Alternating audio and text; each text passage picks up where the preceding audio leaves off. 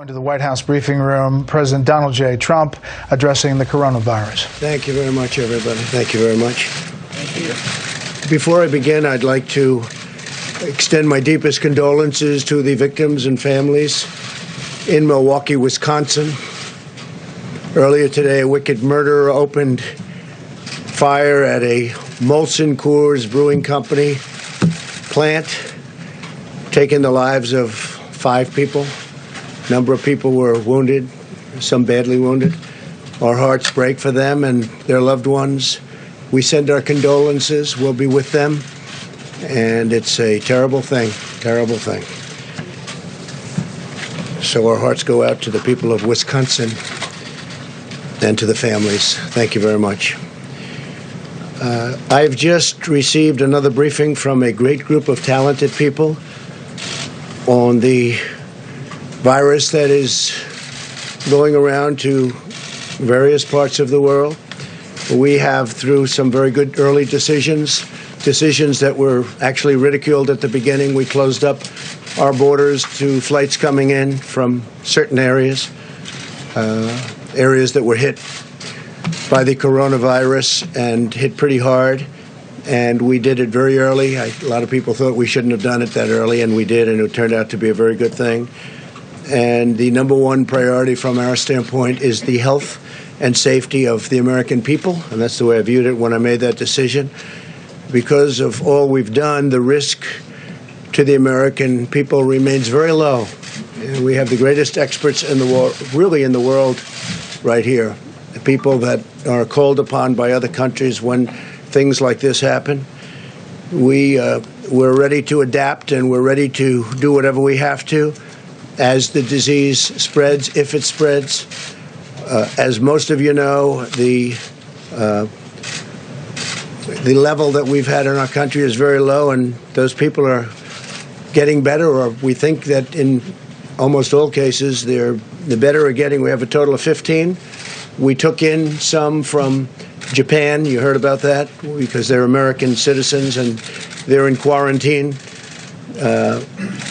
And they're getting better, too. But we felt we had an obligation to do that. It could have been as many as 42. And we found that it was just an obligation we felt that we had. We could have left them, and that would have been very bad, I think, American people. And they're recovering. Of the 15 people, the original 15, as I call them, 8 of them have returned to their homes, to stay in their homes until fully recovered. 1 is in the hospital, and 5 have fully recovered. And 1 is, we think, in pretty good shape. And it's in between hospital and going home. So we have a total of 15 people, and they're in a process of recovering, with some already having fully recovered. We started out by looking at certain things. We've been working with the Hill very, very carefully, very strongly, and I think we have very good bipartisan spirit for money. We were asking for $2.5 billion, and we think that's a lot, but the Democrats and I guess Senator Schumer wants us to have much more than that. And normally in life I'd say, we'll take it. We'll take it. If they want to give more, we'll do more. We're going to spend whatever's appropriate. Hopefully we're not going to have to spend so much, because we really think we've done a great job in keeping it down to a minimum. And again, we've had tremendous success beyond what people would have thought. Now, at the same time, you do have some outbreaks in some countries. Italy and various countries are having some difficulty. China, you know about where it started. I spoke with President Xi. We had a great talk. He's working very hard, I have to say. He's working very, very hard. And if you can count on the reports coming out of China, that spread has gone down quite a bit. The infection seems to have come down over the last 2 days. As opposed to getting larger, it's actually gotten smaller. In one instance where we think it's somewhat reliable, it seems to have gotten quite a bit smaller. with respect to the money that's being negotiated, they can do whatever they want. I mean, we'll do the 2.5. We're requesting 2.5. Some Republicans would like us to get 4, and some Democrats would like us to get 8.5, and we'll be satisfied whatever it is. We're bringing in a specialist, very highly regarded specialist, tomorrow, who works actually at the State Department, very, very tremendously talented in doing this. I want you to understand something that shocked me when I saw it, that I spoke with Dr. Fauci on this, and I was really amazed, and I think most people are amazed to hear it. The flu in our country kills from 25,000 people to 69,000 people a year. That was shocking to me. And so far, if you look at what we have with the 15 people, and they're recovering, one is pretty sick, but hopefully will recover. But the others are in great shape. But think of that, 25,000 to 69,000. Over the last 10 years, we've lost 360,000. These are people that have died from the flu, from what we call the flu. Hey, did you get your flu shot? And that's something. Now, what we've done is we've stopped non-U.S. citizens from coming into America from China. That was done very early on. We're screening people, and we have been at a very high level, screening people coming into the country from infected areas. We have in quarantine those infected and those at risk. We have a lot of great quarantine facilities. We're rapidly developing a vaccine, and they can speak to you. The professionals can speak to you about that. The vaccine is coming along well, and in speaking to the doctors, we think this is something that we can develop fairly rapidly, a vaccine for the future, and coordinate with the support of our partners. We have great relationships with all of the countries that we're talking about. Some it's a fairly large number of countries. Some it's one person, and many countries have no problem whatsoever. And we'll see what happens. But we're very, very ready for this, for anything, whether it's going to be a breakout of larger proportions or whether or not we're at that very low level. And we want to keep it that way. So we're at the low level. As they get better, we take them off the list, so that we're going to be pretty soon at only 5 people. And we could be at just 1 or 2 people over the next short period of time. So we've had very good luck. The Johns Hopkins, I guess it is a highly respected, great place. They did a study, comprehensive, the country's best and worst prepared for an epidemic. And the United States is now, we're rated number 1. We're rated number 1 for being prepared. This is a list of different countries. I don't want to get in your way, especially since you do such a good job. This is a list of the different countries. United States is rated number 1, most prepared. United Kingdom, Netherlands, Australia, Canada, Thailand, Sweden, Denmark, South Korea, Finland. This is a list of the best rated countries in the world by Johns Hopkins. We're doing something else that's important to me, because he's been terrific in many ways, but he's also very good on health care. And we really followed him very closely. A lot of states do. When Mike was governor, Mike Pence of Indiana, they've established great health care. They have a great system there, a system that a lot of the other states have really looked to and changed their systems. They wanted to base it on the Indiana system. He's very good. And I think, and he's really very expert at the field. And what I've done is I'm going to be announcing exactly right now that I'm going to be putting our Vice President, Mike Pence, in charge. And Mike will be working with the professionals, doctors, and everybody else that's working. The team is brilliant. I spent a lot of time with the team over the last couple of weeks, but they're totally brilliant, and we're doing really well. And Mike is going to be in charge, and Mike will report back to me. But he's got a certain talent for this, and I'm going to ask Mike Pence to say a few words, please. Thank you, Mike.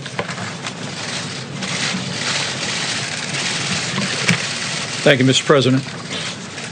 President Trump's made clear from the first days of this administration we have no higher priority than the safety, security, health, and well-being of the American people. And from the first word of an outbreak of the coronavirus, the President took unprecedented steps to protect the American people from the spread of this disease. He recounted those briefly, but the establishment of travel restrictions, aggressive quarantine effort of Americans that are returning, the declaration of a public health emergency, and establishing the White House Corona Task Force are all reflective of the urgency that the President has brought to a whole-of-government approach.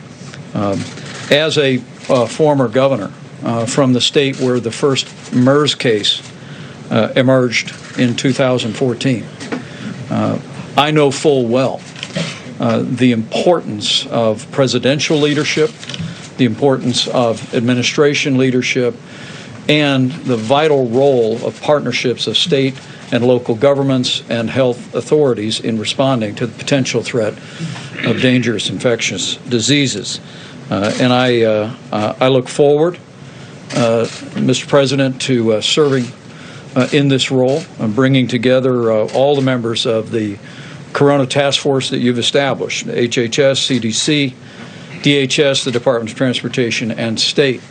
This team has been, at your direction, Mr. President, meeting every day since it was established. My role will be to continue to bring that team together, to bring to the President the best options for action to see to the safety and well-being and health of the American people. We'll also be continuing to reach out to governors, state and local officials. In fact, in the recent days, the White House met with over 40 state, county, and city health officials from over 30 states and territories to discuss how to respond to the potential threat of the coronavirus. We'll be working with them in renewed ways to make sure they have the resources to be able to respond. And as the President said, we'll be adding additional personnel here at the White House to support our efforts on the President's behalf. We'll also be working with members of Congress to ensure that the resources are available for this whole of government response, and we'll be working very closely with Secretary Azar and his team that have done an outstanding job communicating to the public to ensure the American people have the best information on ways to protect themselves and their families, and also that the public has the most timely information on the potential threat to the American people. Mr. President, as we've been briefed, while the threat to the American public remains low of a spread of the coronavirus, you have directed this team to take all steps necessary to continue to ensure the health and well-being of the American people. And the people of this country can be confident that under your leadership, we will continue to bring the full resources of the federal government in coordination with our state and local partners to see to the health and well-being and to the effective response to the coronavirus here in the United States of America. With that, the President has asked me to recognize the Secretary of Health and Human Services, Alex Azar, and also the Deputy Director of CDC, Dr. Ann Shaka, for remarks. Secretary. Well, thank you, Mr. Vice President, and thank you, Mr. President, for gathering your public health experts here today and for your strong leadership in keeping America safe. And I just want to say I could not be more delighted that you've asked the Vice President, my old friend and colleague, to lead this whole-of-government approach with us under the Emergency Support Function number 8. As of today, we have 15 cases of COVID-19 that have been detected in the United States, with only one new case detected in the last 2 weeks. We also have 3 cases among Americans repatriated from Wuhan and 42 cases among Americans repatriated who had been stuck on the Diamond Princess in Japan. The President's early and decisive actions, including travel restrictions, have succeeded in buying us incredibly valuable time. This has helped us contain the spread of the virus, handle the cases that we have, and prepare for the possibility that we will need to mitigate broader spread of infections within the United States. The President's actions, taken with the strong support of his scientific advisors, have proven to be appropriate, wise, and well-calibrated to the situation. We're grateful for the hard work that healthcare workers, first responders, communities, and state and local leaders have put into the response so far. Because of this hard work and the President's leadership, the immediate risk to the American public has been and continues to be low. Our containment strategy has been working. At the same time, what every one of our experts and leaders have been saying for more than a month now remains true. The degree of risk has the potential to change quickly, and we can expect to see more cases in the United States. That is why we've been reminding the American public and our state, local, and private sector partners that they should be aware of what a broader response would look like. CDC has recommended that the American public, and especially state and local governments, businesses, and other organizations, should refresh themselves on how they would respond in the event that the situation worsens. We're encouraging Americans to learn what future steps might be necessary to keep themselves and their communities safe. Knowing these potential steps now can help keep the risk to you and your community low. Americans can find useful information at cdc.gov/COVID, COVID-19. And we're working closely with government and private sector partners to educate them about preparedness. Finally, we've begun working with Congress to secure the funding that we need. There are 5 major priorities in the White House request to Congress that the White House made on Monday. These priorities are: first, expanding our surveillance network; second, support for state and local governments work; third and fourth, development of therapeutics and vaccines; and fifth, manufacturing and purchase of personal protective equipment like gowns and masks. As chairman of the President's CoronaVirus Task Force, I'm committed to providing regular updates from our coordinated interagency process. We've had our top public health leaders, like those joining me here today, speaking to the media many times per day to inform the American public.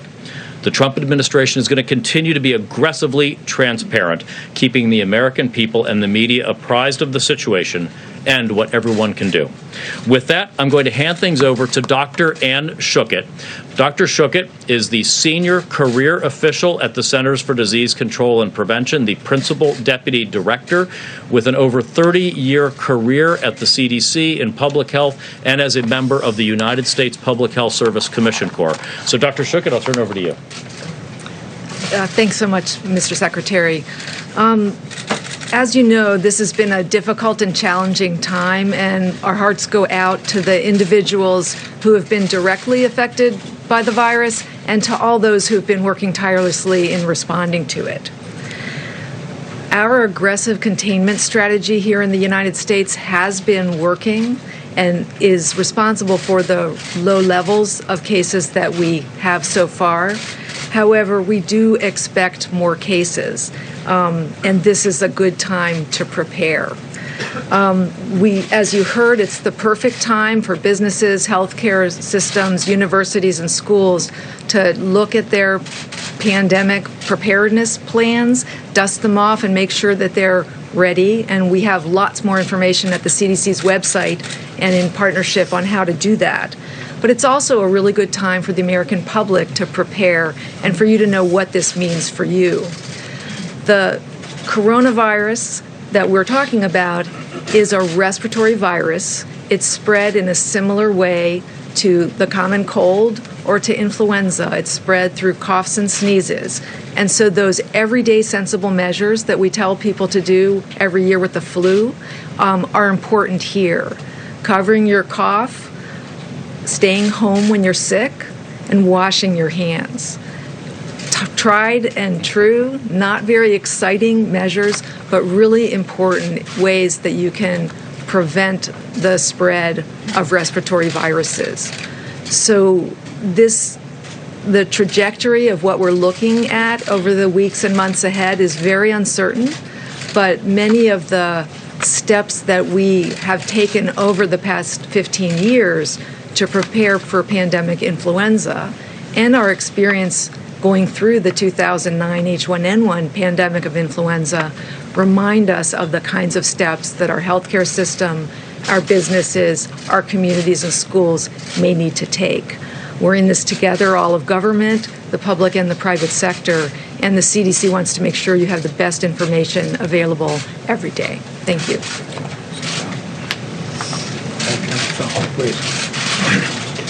I just want to give you a very quick update on the. My name is Dr. Tony Fauci. I'm the director of the National Institute of Allergy and Infectious Diseases at NIH. Just a very quick update on the countermeasure development in the form of vaccines and therapeutics. I had told this audience at a recent press briefing that we have a number of vaccine candidates and one prototype one to give you a feel for the time frame of a vaccine and what its impact might be now and in subsequent years, is that I told you we would have a vaccine that we would be putting into trials to see if it's safe and if it induces a response that you would predict would be protective in about 3 months. I think it's going to be a little bit less than that. It's probably going to be closer to 2 months. That would then take about 3 months to determine if it's safe and immunogenic, which gives us 6 months. Then you graduate from a trial, which is phase 1 of 45 people, to a trial that involves hundreds, if not low thousands of people to determine efficacy. At the earliest, an efficacy trial would take an additional 6 to 8 months.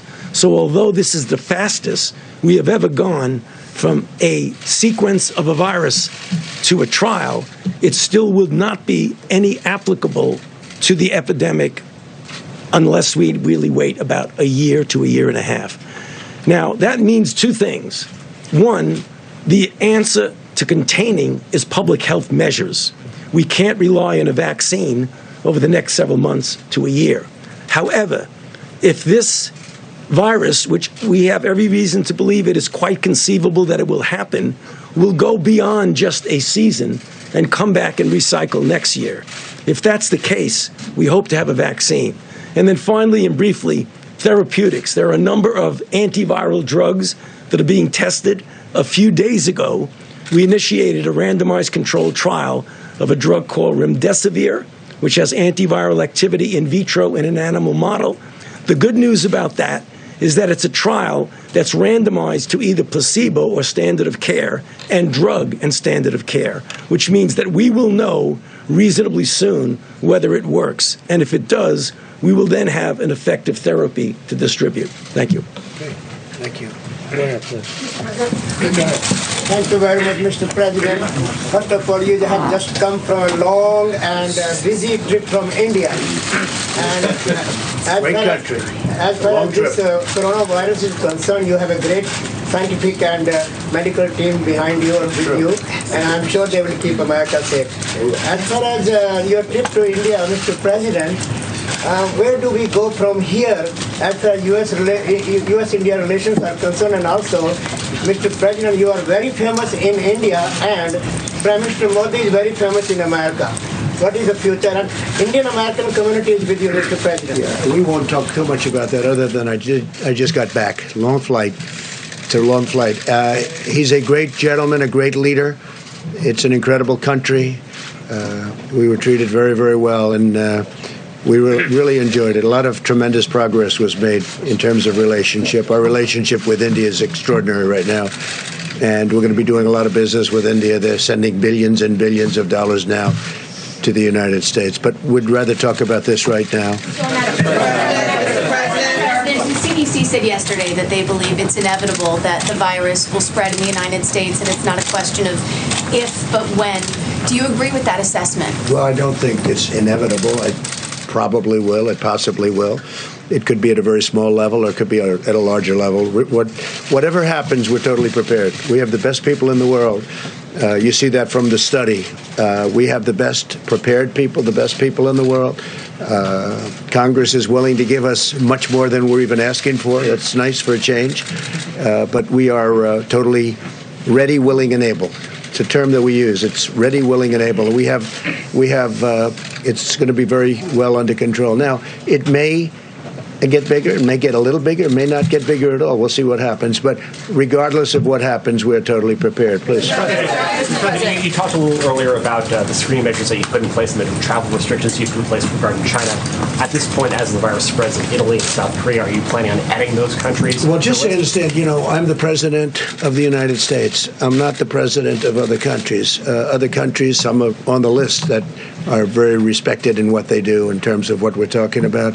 But I really want to be responsible for this country if it means placing a very strong situation on the border so people can't come into our country from a country that is infected. We're doing that, and we've already done it with numerous countries. But we have to focus on this country. I don't think it's right to impose ourselves on others. But if others aren't taking care or we think they're doing it incorrectly, we're dealing with World Health, and we have terrific people. And CDC does go around and help other countries, give them recommendations as what to do.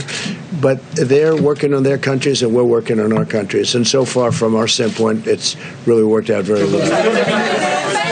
Just to follow up on Steve's question, can you clarify, are you considering restricting travel to and from South Korea, Italy, and other countries that have been affected? At a right time, we may do that. Right now, it's not the right time, but at a right time. And we are checking people as they come through, specifically for the problem that we're dealing with. So we're checking a lot of people if they're coming from South Korea's been hit pretty hard. Italy's been hit pretty hard.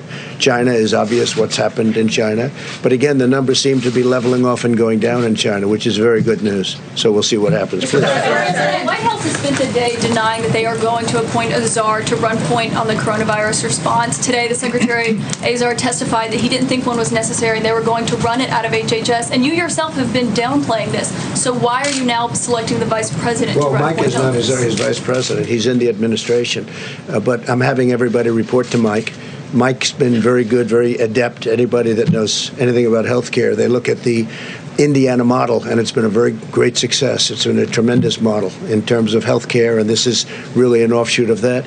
So this isn't a czar. I don't view Mike as a czar. Mike is part of the administration, but I'm having them report to Mike. Mike will report to me. They'll also be reporting in some cases to both. I'll be going to meetings quite a bit, depending on what they want to do and what message we want to get out. But we've done really an extraordinary job. When you look at a country this size, with so many people pouring in, we're the number one in the world for people coming into a country by far, and we have a total of 15 cases, many of which, almost much within a day, I will tell you, most of whom are fully recovered.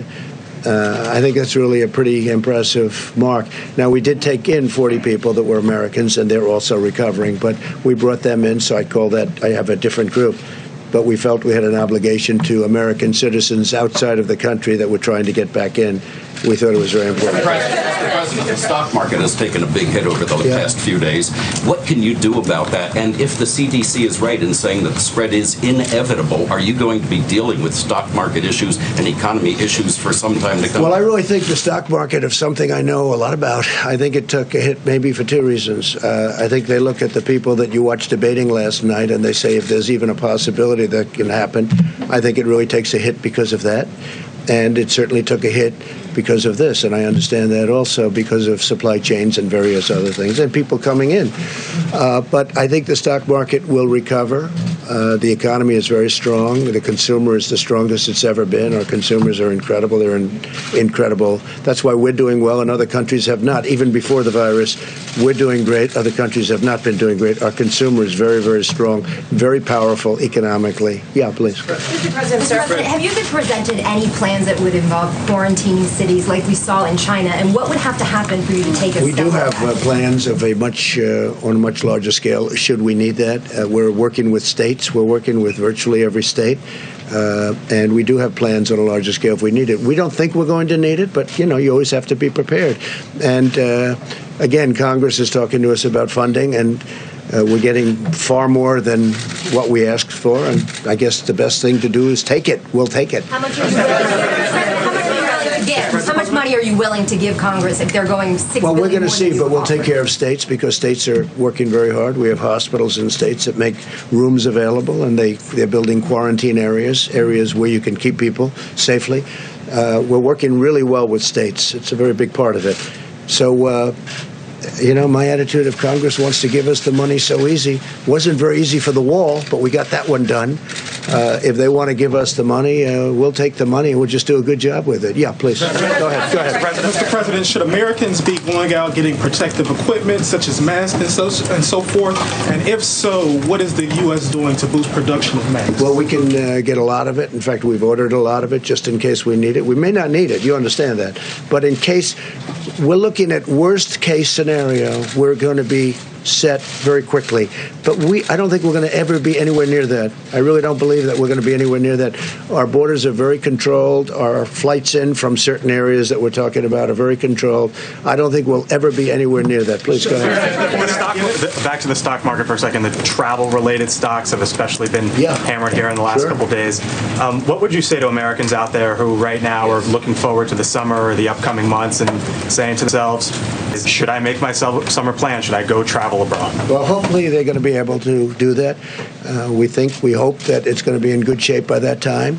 But, they're going to have to remain a little bit flexible. Yeah, I would say travel-related companies, certainly right now, they would be hurt. At the same time, this ends. This is going to end.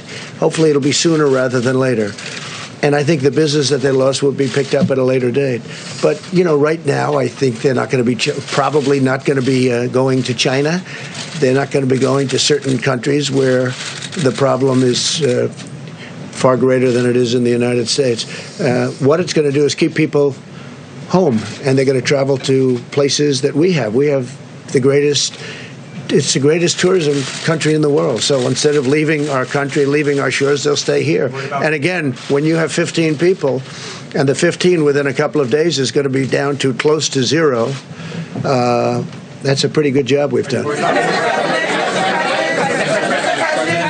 is your response to Speaker Pelosi, who said earlier today that you don't know what you're talking about the coronavirus? I'm also wondering if you'd want to address critics who say you can't be trusted about what your administration is saying. Sure. I think Speaker Pelosi's incompetent. She lost the Congress once. I think she's going to lose it again. She lifted my poll numbers up 10 points. I never thought that I would see that so quickly and so easily. I'm leading everybody. We're doing great. I don't want to do it that way. It's almost unfair if you think about it.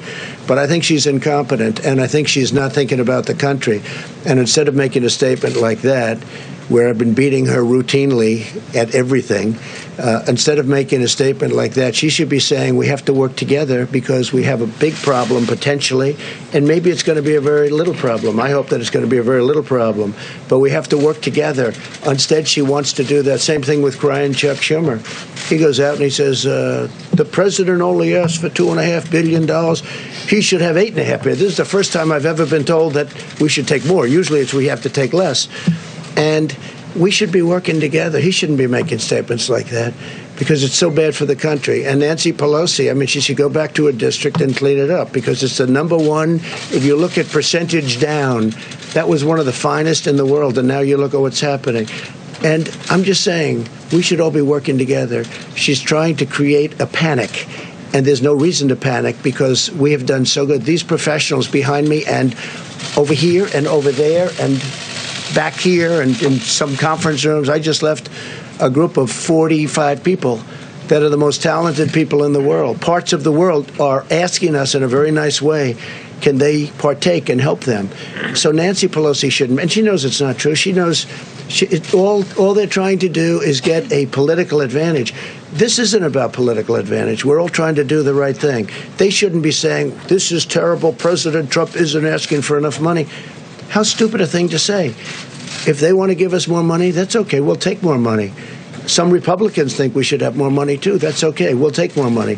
But they shouldn't demean the people that are on the stage who are the finest in the world. They're not demeaning me. They're demeaning the greatest healthcare professionals in the world and people that do exactly what we're talking about. Your campaign today sued the New York Times for an opinion piece. Yeah. Is it your opinion or is it your contention that if people have an opinion contrary to yours that they should be sued? Well, when they get the opinion totally wrong, as the New York Times did, and frankly, they've got a lot wrong over the last number of years. So we'll see how let that work its way through the courts. Right? No. If you read it, you'll see it's beyond an opinion. That's not an opinion. That's something much more than an opinion. They did a bad thing, and there'll be more coming. There'll be more coming. Tokyo will host the Summer Olympic this July. Do you expect Tokyo will be? I hope so, because Shinzo Abe is a very good friend of mine. I love the people of Japan, and I hope it's going to be in good shape. As you know, you have a number of people in Japan who have been infected. I hear they're doing a very professional job, which doesn't surprise me at all. With Shinzo and with all of the people you have, I know Japan very well. I think they're going to handle it very well. It's a little tight, you know, it's a little tight. They spent billions of dollars building one of the most beautiful venues I've ever seen. And your prime minister is very proud of it. I hope it's going to be fine. We hope it will. Thank you very much, Mr. President. The doctor at CDC just talked about dusting off preparedness plans, but coming from you, it has more weight. Do you feel that U.S. schools should be preparing for a coronavirus spreading? I would think so, yes. I mean, I haven't spoken specifically about that with the various doctors, but I would think so, yes. I think every aspect of our society should be prepared. I don't think it's going to come to that, especially with the fact that we're going down, not up. We're going very substantially down, not up. But, yeah, I think schools should be preparing and, you know, get ready just in case. The words are just in case. We don't think we're going to be there. We don't think we're going to be anywhere close. And, again, if you look at some countries, they are coming down. It's starting to go in the other direction. This will end. This will end. You look at flu season, I said 26,000 people. I'd never heard of a number like that. 26,000 people going up to 69,000 people, doctor, you told me before. 69,000 people die every year from 26 to 69, every year from the flu. Now think of that. It's incredible. So far, the results of all of this that everybody's reading about, and part of the thing is you want to keep it the way it is. You don't want to see panic, because there's no reason to be panicked about. But when I mentioned the flu, I said, actually, I asked the various doctors, I said, is this just like flu? Because people die from the flu. And this is very unusual. And it is a little bit different, but in some ways it's easier, and in some ways it's a little bit tougher. But we have it so well under control. I mean, we really have done a very good job. Go ahead. Do you believe the number of fatalities? Mr. President. You mentioned the stock market earlier. To go back to that, to be clear, the Dow Jones dropped more than 2,000 points this week. Are you suggesting that was overblown, or are financial markets overreacting here? I think the financial markets are very upset when they look at the Democrat candidate standing on that stage making fools out of themselves. And they say, if we ever have a president like this, and there's always a possibility, it's an election, you know, who knows what happens, right? I think we're going to win. I think we're going to win by a lot. But when they look at the statements made by the people standing behind those podiums, I think that has a huge effect, yeah. Had to do with the coronavirus? No, I think it did. I think it did. But I think you can add quite a bit of sell-off to what they're seeing, because they're seeing the potential. You know, again, I think we're going to win. I feel very confident of it. We've done everything and much more than I said we were going to do. You look at what we've done. What we've done is incredible, with the tax cuts and regulation cuts and rebuilding our military, taking care of our vets and getting them choice and accountability. All of the things we've done, protecting our Second Amendment. I mean, they view that, the Second Amendment, they're going to destroy the Second Amendment. When people look at that, they say, this is not good. So you add that in. I really believe that's a factor. But no, this is what we're talking about is the virus. That's what we're talking about. But I do believe in terms of CNBC and in terms of Fox Business, I do believe that that's a factor, yeah. And I think after I win the election, I think the stock market's going to boom like it's never boomed before. Just like it did, by the way, after I won the last election. The stock market the day after went up like a rocket ship.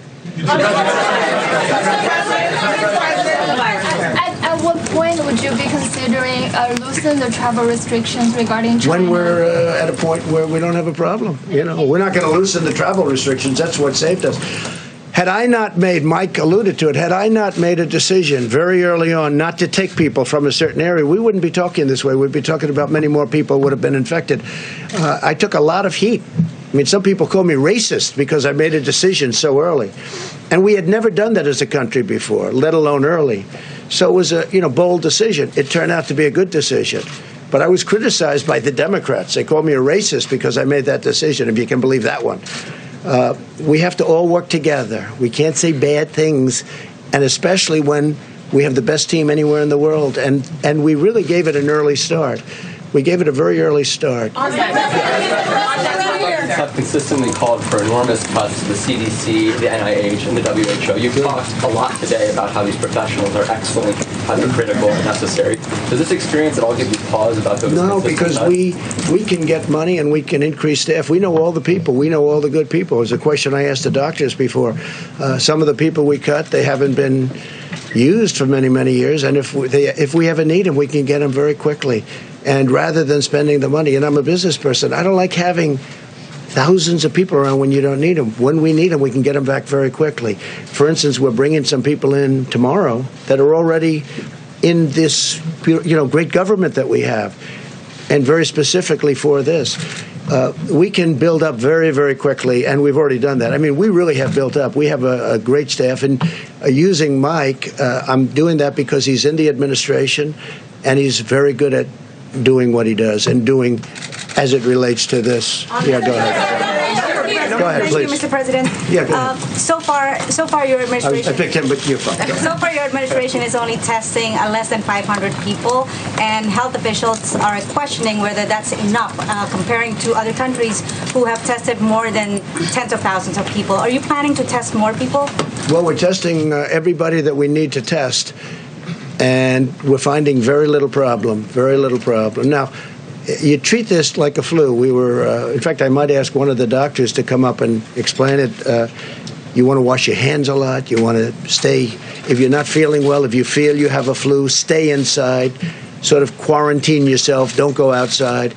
But there are certain steps that you can take that we won't even be necessary. In many cases, when you catch this, it's very light. You don't even know there's a problem. Sometimes they just get the sniffles. Sometimes they just get something where they're not feeling quite right. And sometimes they feel really bad. But that's a little bit like the flu. It's a little like the regular flu that we have flu shots for. And we'll essentially have a flu shot for this in a fairly quick manner. Yeah, go ahead. Mr. President, 2 weeks ago, Mr. President, your acting OMB director was in this room and was talking about what he expects to be GDP growth for this coming year. He said it was 3%, and we've talked about the effects of the coronavirus on the supply chain, the declines in the financial markets. Are you still confident that you'll see that kind of economic growth this year? We're going to have tremendously low unemployment. We're setting records in that way. In fact, the administration is, as you know, the lowest average unemployment of any administration in history, and our numbers are very low, very good, 3.5, 3.6. But you can't really see what this does in terms of GDP. It could affect it, but that's irrelevant compared to what we're talking about. We want to make sure it's safe. Safety, number one. But this would have, an impact on GDP.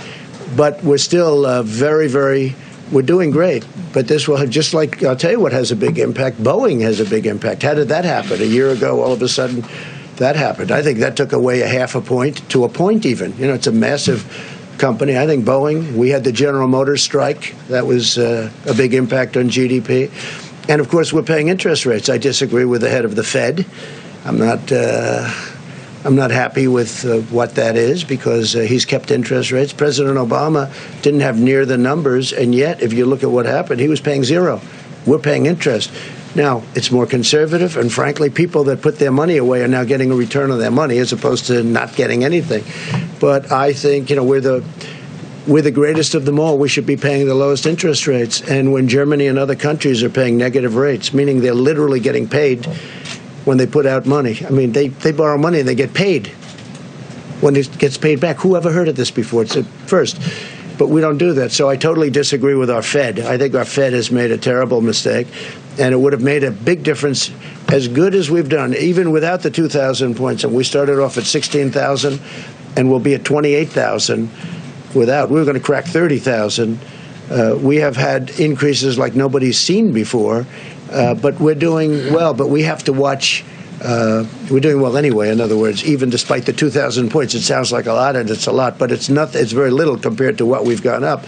But we'll be watching it very closely. But we have been hurt by General Motors. We've been hurt by Boeing, and we've been hurt, in my opinion, very badly by our own Federal Reserve, who has also created a very strong dollar. That's something nice about a strong dollar, but it makes it much harder to do business outside of this country. Mr. President, coronavirus. Thank you, sir. A number of your supporters online have embraced these theories or forwarded these theories that the CDC may be exaggerating the threat of coronavirus to hurt you politically. Rush Limbaugh the other day said this has been advanced to weaponize the virus against you. You don't mean my supporters. You mean my people that are not supporters. Right, your opponents. I agree with it. I agree. I think they are. I think, and I'd like it to stop. I think people know that when Chuck Schumer gets upset, I mean, he did the same thing with a couple of trade deals that are phenomenal deals now. Everybody's acknowledged they're phenomenal deals. Before he ever saw the deal, he didn't even know we were going to make a deal. They said, what do you think of the deal with China? I don't like it. I don't like it. He talked about tariffs. I left the tariffs on, 25% on $250 billion. He said he took the tariffs off. He didn't even know the deal. And he was out there knocking it because that's a natural thing to say.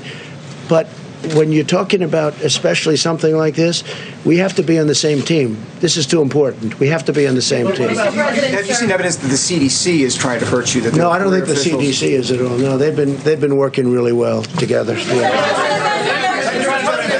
No, they really are. They're professional. I think they're beyond that. They want this to go away. They want to do it with as little disruption, and they don't want to lose life. I see the way they're working. This gentleman, these people behind me, and others that are in the other room, they're incredible people. No, I don't see that at all. Thank you, Mr. President. Thank you very much. I don't know who said that, but that was me. Thank you, Mr. President. Tonight, you're minimizing the risk, the danger of the virus. Are you telling the Americans, except for the ones who are sick, not to change any of their behaviors? No, I think you have to always, I do it a lot anyway, as you probably heard. Wash your hands, stay clean. You don't have to necessarily grab every handrail unless you have to. You do certain things that you do when you have the flu. I mean, view this the same as the flu. When somebody sneezes, I mean, I try and bail out as much as possible with the sneezing. I had a man come up to me a week ago. I hadn't seen him in a long time, and I said, how you doing? He said, fine, fine. He hugs me, kisses. I said, are you well? He says, no. He said, I have the worst fever and the worst flu. And he's hugging and kissing me. So I said, excuse me. I went there, I started washing my hands. So you have to do that. This is, I really think, Doctor, you want to treat this like you treat the flu, right? And, it's going to be. I want to have you. I love you. It was so nice of you to say thank you very much. Go ahead. Give me a nice question then. Don't ruin it. Don't ruin it with a bad question. Go ahead. It's really nice to talk to you without the helicopter. I got to say that. But also, I want to talk to you about 2014. During the Ebola crisis, you said you wanted a quote-unquote full travel ban. You said Obama was a quote-unquote stubborn dope, not for doing it. You said, just stop the flights, dummies. You also said it was a quote-unquote total joke to appoint someone to lead the Ebola response with, quote, zero experience in the medical field. Now you've appointed They listened to a lot of what I had to say. I did. So how does that square with what you're doing now? They listened a lot, well, because this is a much different problem than Ebola. Ebola, you disintegrated, especially at the beginning. They've made a lot of progress now in Ebola. But with Ebola, we were talking about it before. You disintegrated. You got Ebola. That was it. This one is different, much different. This is a flu. This is like a flu. And this is a much different situation than Ebola. And we're working on Ebola right now, by the way. We're working on certain areas of the Congo. The Congo has Ebola, and caused largely by the fact that they have war and people can't get there. We can now treat Ebola.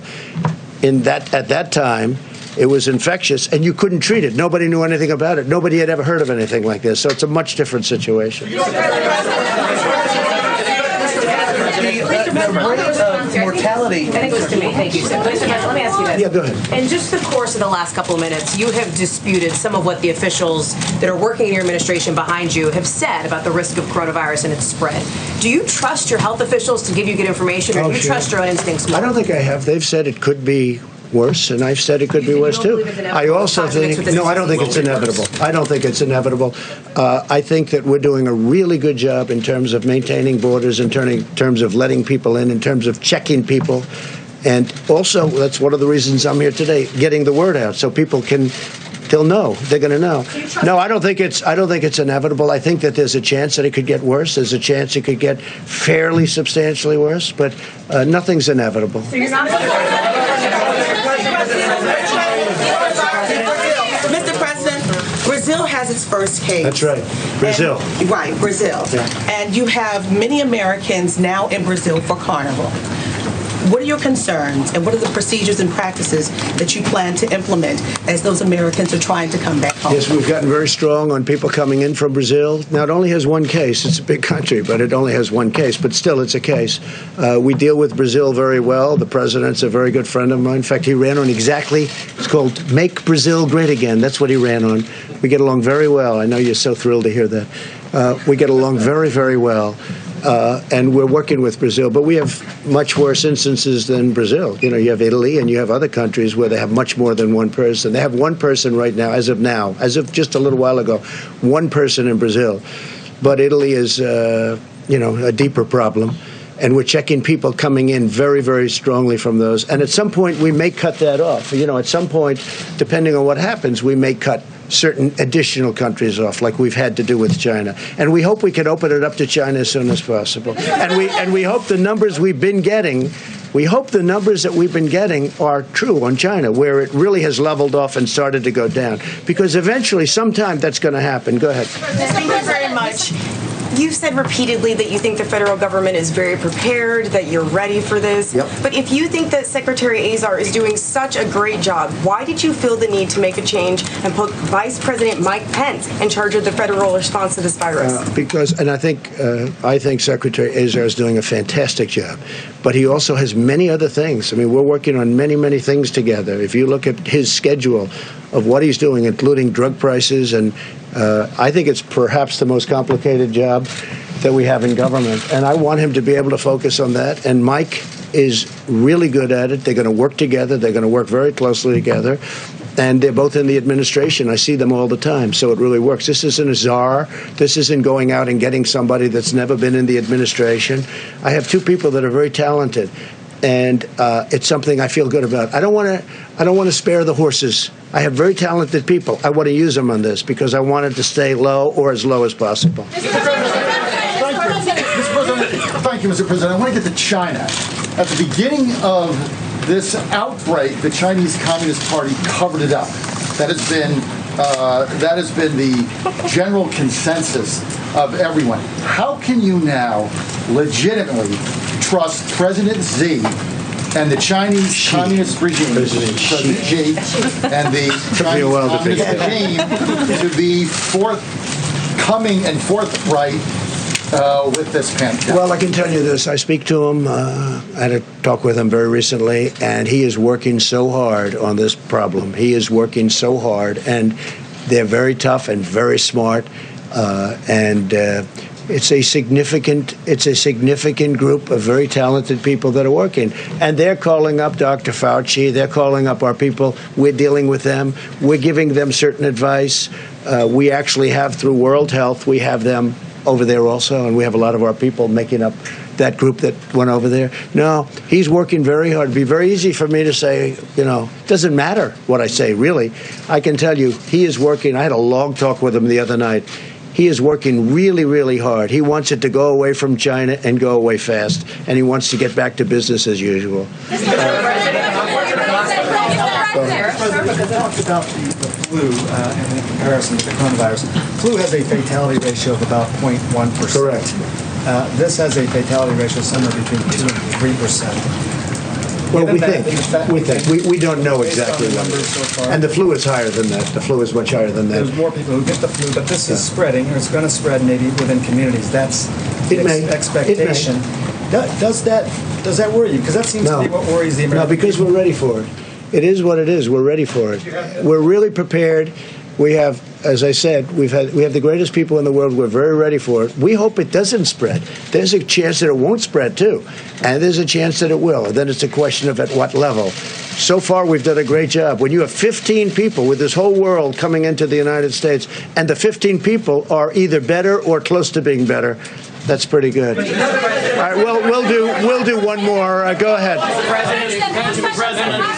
Mr. President, there have been many cases of price gouging on the sales of medical equipment, masks, and so on. Should the government be investigating that, looking into it, and do you have a message on that? If you tell me that's happening, we would definitely investigate. We don't want that. Right, one more. Go ahead. Go ahead. Mr. President, thank you. Go ahead. No. Yes? Go ahead. Are you working with China right now, Yes. specifically in what areas? Also, do We're you working worry with about China. We just did the biggest trade deal in history. We did two of them between USMCA and the China deal. It's the biggest in history. The relationship with China is a very good one. And I can tell you that, again, President Xi is working really hard. He wants this problem solved as hard as you can work. Thank you all. Thank you all. I may leave you behind and you can answer a few more questions. So you can ask them a few. Are you going to do this more often? Yes. You are? Please, come on. If you like this.